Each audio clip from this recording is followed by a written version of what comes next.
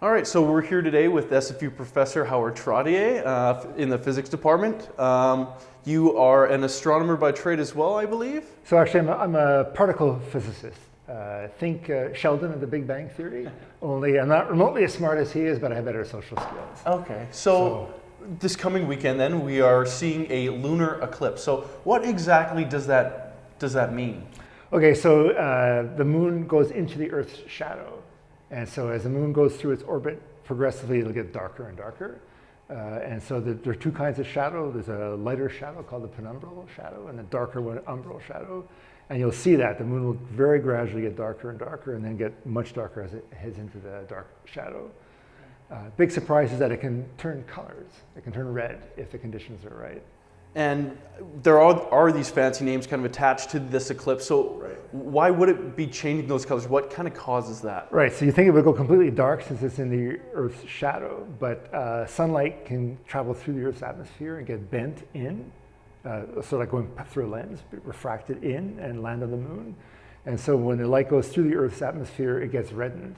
And so this is basically like you'll see a red sun sometimes at sunset or at sunrise. So if the conditions are right, that red light will land on the moon and give it a kind of a very faint orange or red glow. And that's the light from all the sunrises and all the sunsets happening all around the world at that moment.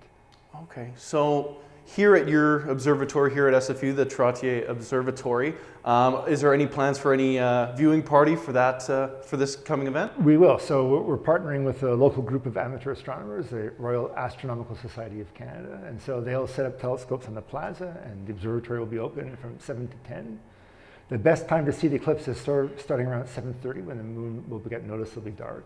And then totality, when it's fully immersed in the Earth's dark shadow, is about 8:45. 7 to 10 will sort of cover the best part of it. Okay, and then how often do lunar eclipses happen? Okay, so you think it might happen every month because it goes around the Earth, and why doesn't it enter the Earth's shadow once every month at full moon? And the reason is that the moon's orbit is tilted. And so usually it's either going above or below the shadow. So it depends on the geometry. So typically once or twice a year, the lineup will be perfect and it will go through the shadow. And so this time we get it January 20th.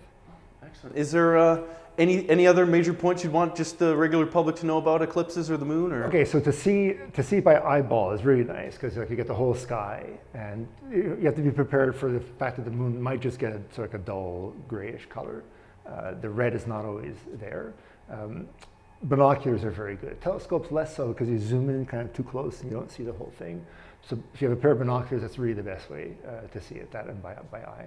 Excellent. Well, thank you so much. I think that's all the time we need. Professor Trottier, thank you so much. Right. Thanks so much for having me. Okay. Back to you guys.